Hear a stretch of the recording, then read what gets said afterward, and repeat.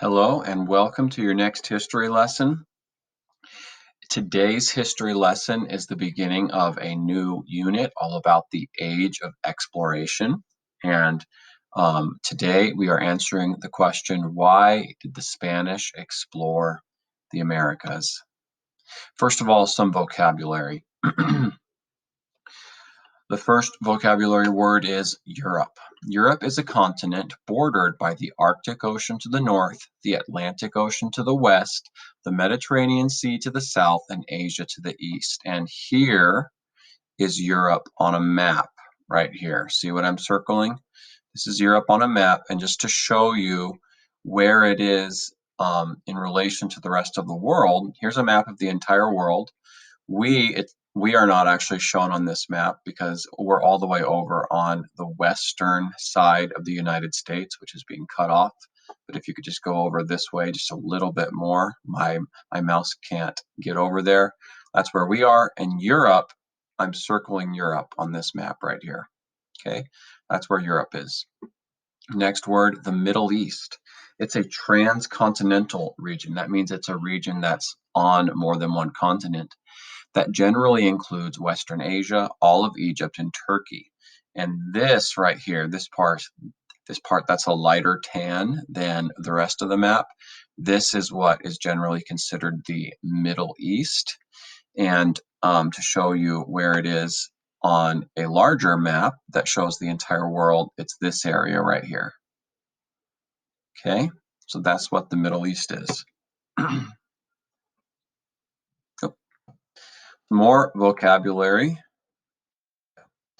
Merchant is someone who makes his living by buying and selling goods.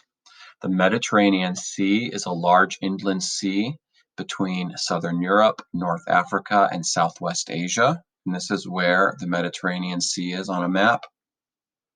Right here, it's circled in purple. Navigation is the science of guiding a boat.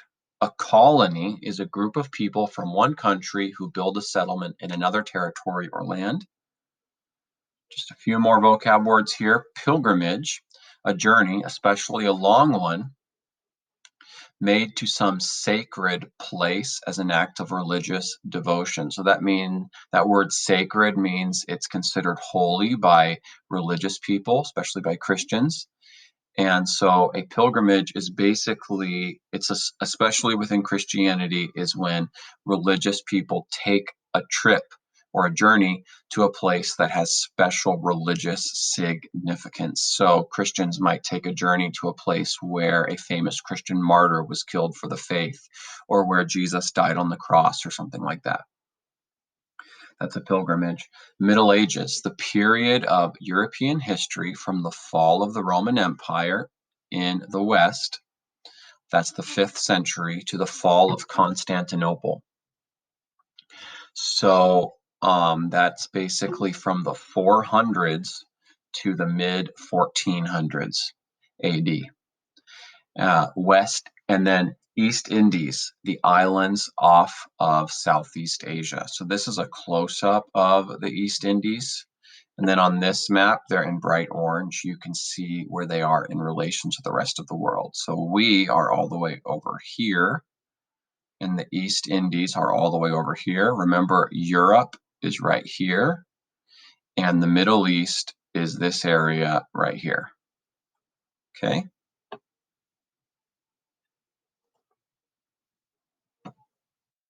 And now we'll get started on today's lesson, now that we've gone over all the vocabulary. A time of change in Europe. During the Middle Ages, most Europeans rarely ever traveled. Toward the end of the period, they began to make pilgrimages or religious journeys to Christian holy sites. Some went as far away as the Middle East, which Christians consider the Holy Land. And the reason Christians consider the Middle East the Holy Land is because that's where basically all the Bible stories happened. The Bible well, it's got lots of different genres of writing in it, but amidst all the other genres, there's lots of stories. And all those stories happened in the Middle East. That's why it's considered the Holy Land. So they started traveling, And this contact with new regions made Europeans desire goods from foreign lands. So they came in contact with things they had never been in contact with before, and that made them desire some of these new things. Soon, a new class of European developed, merchants who made their living by buying and selling goods. So, since Europeans started traveling to these new areas, they started wanting things like spices and silks from these new areas. And merchants, kind of business minded people, realized, hey, I can make some money if I could travel to those places, buy some of those spices and silks, which are pretty cheap over there because there's lots of them. And then I can travel back to Europe and sell them for a lot more money than I bought them for. So they traded for the silks, gems, and spices of China and the East Indies, the islands off of Asia. Trade with Asia usually moved along a route called the Silk Road. So this is how they traveled. They started in Italy, traveled through Greece, through Turkey. Now they're in the Middle East here. And then this is how they got to China and the East Indies. The trade from Asia had to pass through the Middle East in order to reach the Mediterranean Sea and Italy. Trouble with Turks. In 1453, the Ottoman Turks captured Constantinople. As a result, most European trade through the Middle East was cut off. So they now controlled the Middle East. And remember, in order to get from Europe to the East, you had to go through the Middle East. The Silk Road went through there, and the Ottoman Turks didn't really want to let them through. So the trade was cut off. European leaders, as a result of this, began to sponsor or pay for voyages of exploration. They hoped to find new trade routes that could reach Asia without going through the Middle East. Important advances in navigation, that's one of our vocabulary words, or the science of guiding a boat made this possible. During the age of exploration, Europe was bursting with religious conflict and change. In what is sometimes called the Protestant Reformation, many Christians broke away from the Catholic Church, starting what came to be called Protestant Christianity. So, until this time, if you were a Christian in Europe, you were a Catholic Christian. That was the main kind of Christianity that there was. And that all changed in 1517 when this man here, named Martin Luther, decided to start a new kind of Christianity, which came to be called Lutheranism. But pretty soon, there was more than just one kind. Within only 10 years of the Protestant Reformation, it had already split off of Lutheranism hundreds of times. So pretty soon, there were lots of different kinds of Christianity in Europe. And all those new kinds of Christianity came to be called Protestant Christianity because they were protesting against the Catholic Church.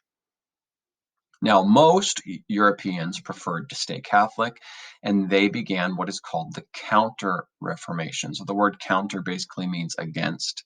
So they re-articulated the Catholic faith or re-explained the Catholic faith in a way that was specifically against Protestant Christianity.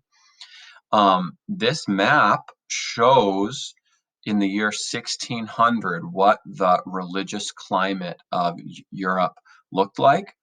So up here we have Lutherans.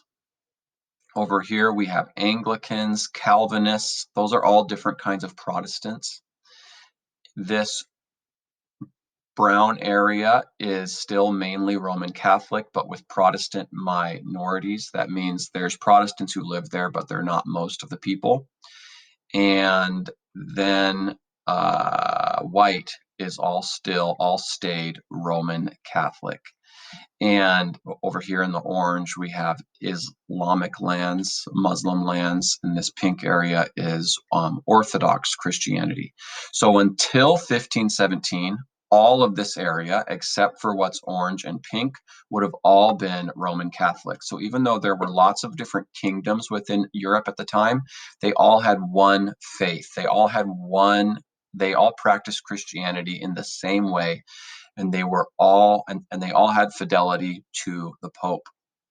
So that changed with the Protestant Reformation, and that meant more competition between nations. So the different nations were more against each other, and so this competition, both religious and other kinds of competition, would become key drivers in the age of exploration. Key drivers means that they really influenced the age of exploration in a big way.